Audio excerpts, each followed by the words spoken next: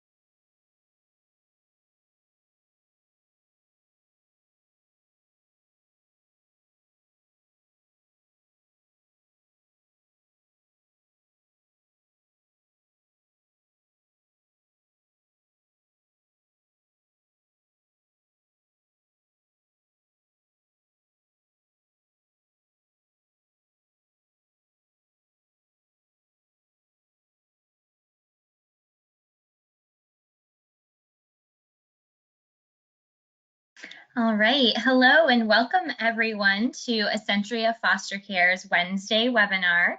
It is December 15th and this is our last webinar of 2021. We've been doing webinar Wednesdays on the first and third Wednesday of every month, and it's been a really wonderful series with some unique topics highlighting foster care. And tonight we're going to be talking about I think what's my favorite topic so far, which is 5 things foster youth want you to know. And so we actually had talked to some of our youth about advice or just information they would want passed on to those considering foster care. And that is what tonight's webinar is presenting, is some of those pieces of info that our youth are passing on to you. And but to give you a little background on Essentia, if you're not familiar with us, we are one of the largest human services nonprofits in New England, in all New England states but Rhode Island. We have a wide variety of human services, but tonight we'll be highlighting our foster care programs, specifically our foster care programs in Massachusetts. And so we have the intensive foster care program out of our Brockton, Massachusetts office, and we have our unaccompanied refugee minors program out of our Worcester office in Massachusetts. And either of these programs can pretty much work with homes anywhere across Massachusetts with a few exceptions. But both of these programs serve teenagers. And really across Massachusetts, there's a need in all types of foster care programs for teens to find permanent homes. And so we really wanted to just shed light on that tonight. So that's really what we're here to cover.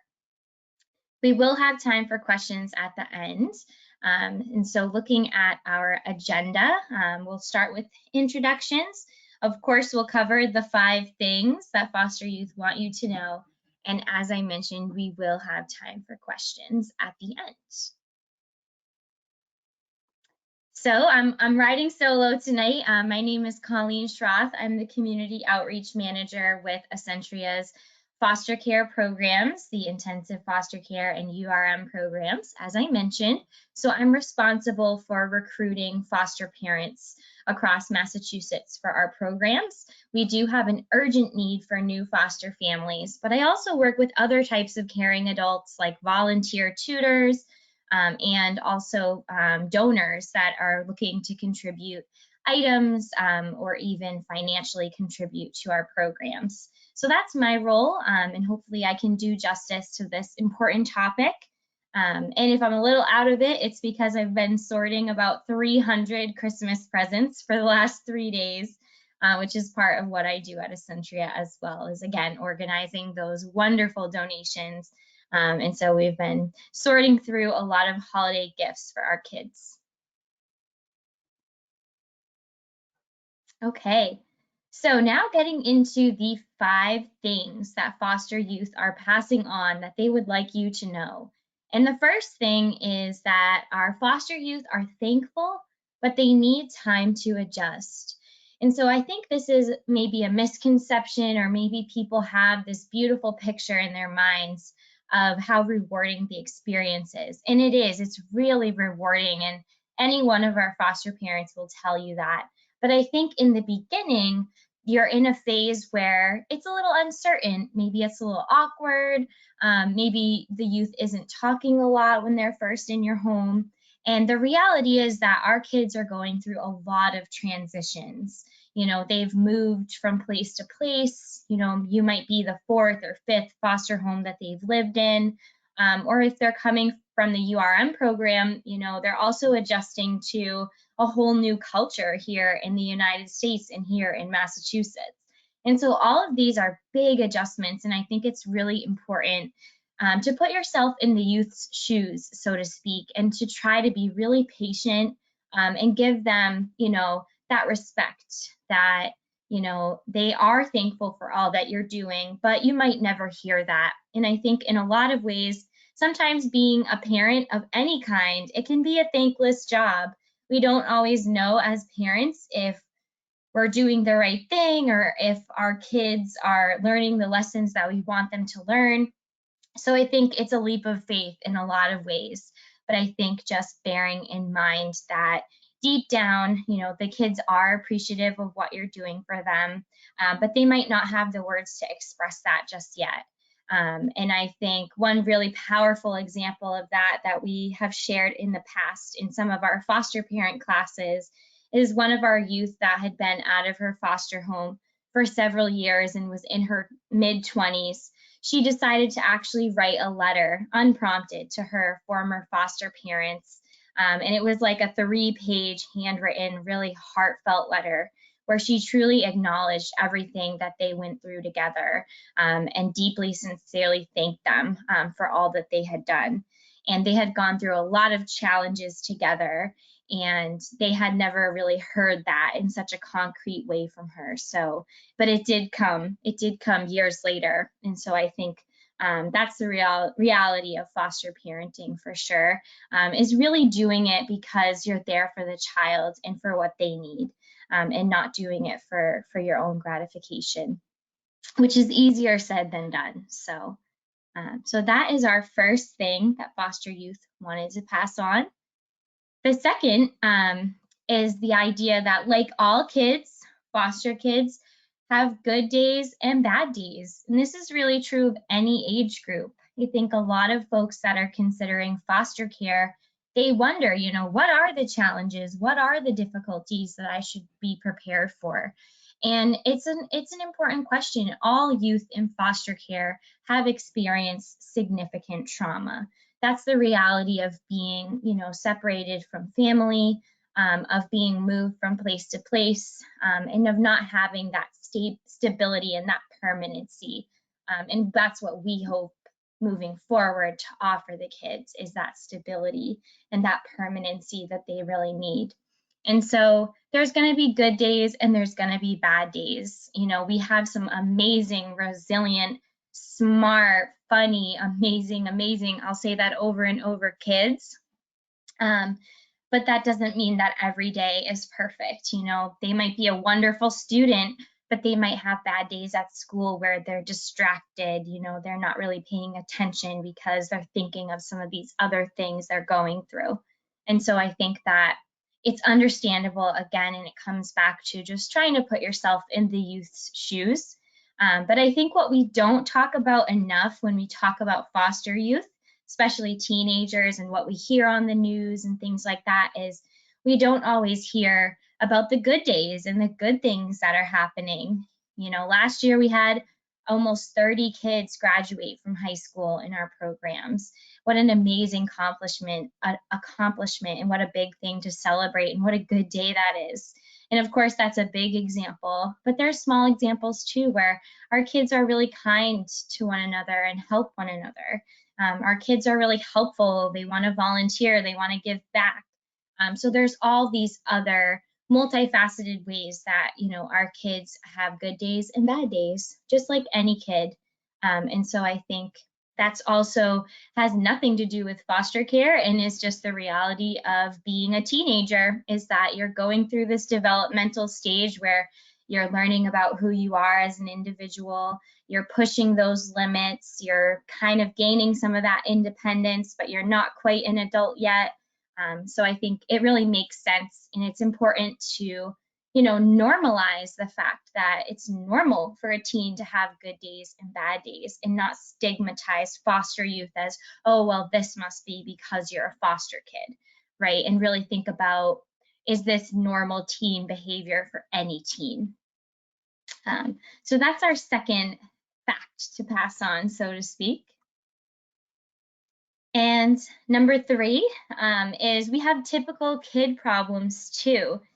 This is probably one of the biggest pieces I try to talk through with people, especially during our foster parent training classes that we offer, is, again, it goes back to what I was saying, normalizing the experiences that our teens in foster care are having. Having their first crush, dating for the first time, going to their first party, where adults aren't there, going to sleepovers, going and having all of these experiences that are part of healthy development for adolescents, and not stigmatizing any challenges that come out of that as, oh, well, this is because you're a foster kid, or, oh, this is because you're a bad kid.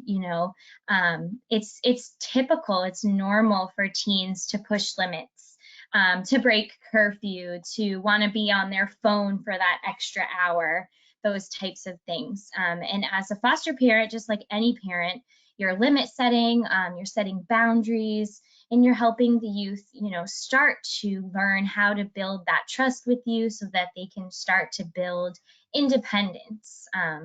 All of our youth are looking towards that day where they're no longer in foster care anymore.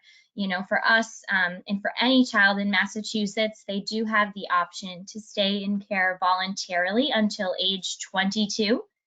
So it's not as though we send kids away at age 18. They do have up until 22 to really be supported by our programs and by our foster parents. But still, 22 comes fast, and there's a lot to be learned in that amount of time.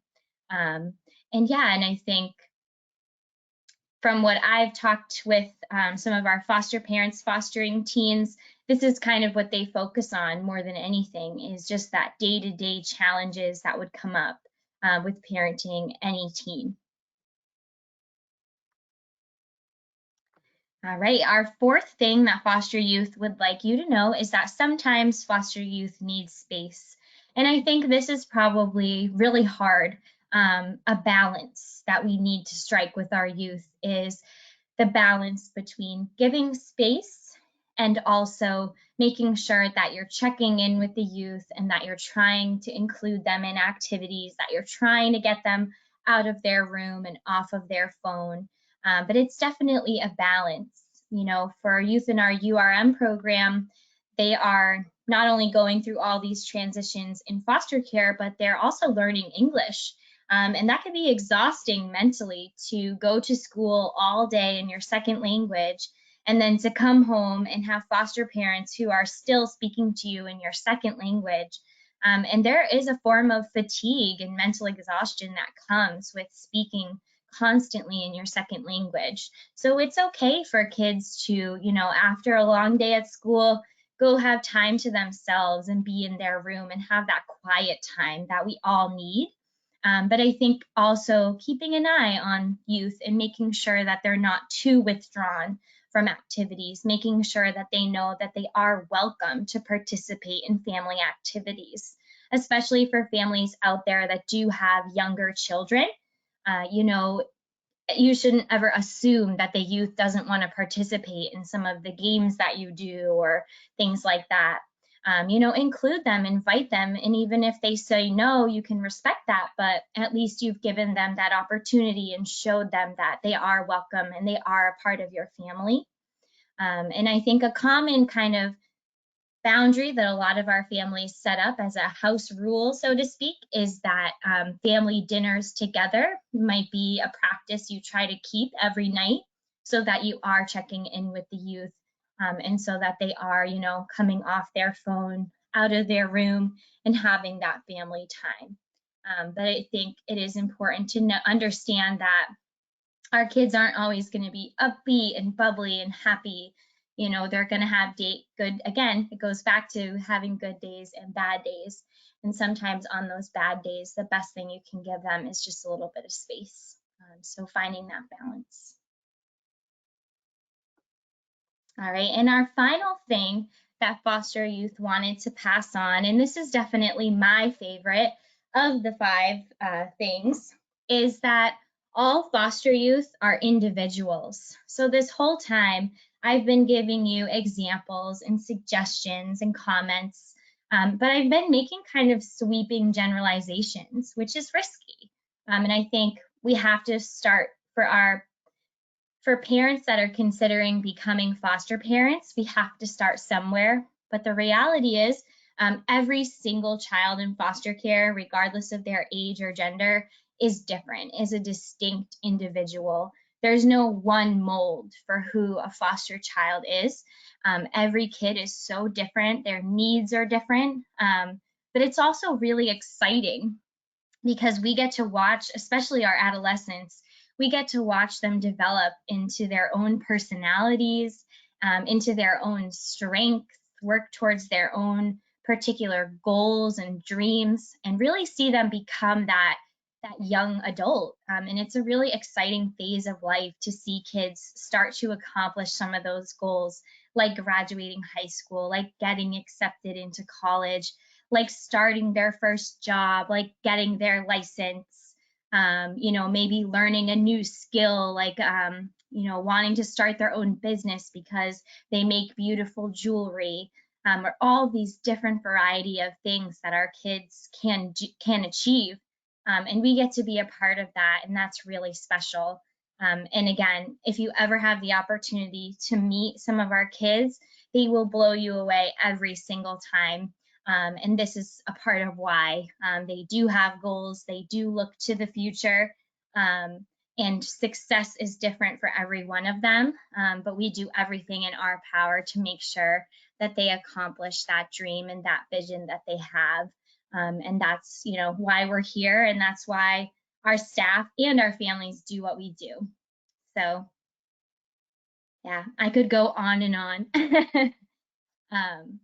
But yeah, so I know I went through those kind of quickly, but I definitely wanted to leave time for questions. But those are the main 5 things that foster youth wanted me to pass on today. I'm sorry that there couldn't be a foster youth guest speaker here tonight. It's that busy, crazy time of year, and a lot of our kids aren't really comfortable public speaking. But in the future, we may certainly have an opportunity for that. So keep your eye on our Facebook and on our website, on our webinar calendar. We are continuing to offer webinars in the new year, starting right up in January on the first Wednesday. We will have another webinar Wednesday, and we'll continue to have them the first and third Wednesday of every month. So definitely join us to continue the conversation. But at this point, I want to open it up to questions. So if you look at the control panel that appears on the right, you'll see there is sort of like a message feature or a chat feature where you can send in a question. So feel free to type in there and send in any questions that you have based on what I have said so far.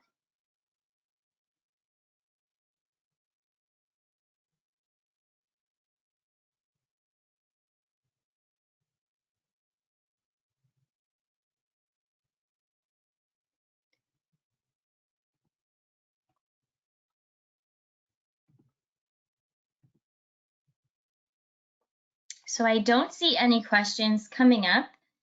So one thing that I wanted to share before we leave today is if you are interested in learning more about these programs, after today's webinar, I'll be sending out an email that will have my full contact information in there, as well as a link where you can fill out a formal inquiry indicating your interest in becoming a foster parent. So look out for that email tomorrow, and definitely we hope that this is just the beginning of the conversation for those of you that are just starting to consider this. I like to say that it's a no commitment phone call. So if we do end up chatting, don't feel like you're signing your name away. It's absolutely an ongoing conversation. We realize that becoming a foster parent is a big commitment. And so if you're not ready for that step, that's something we can talk about.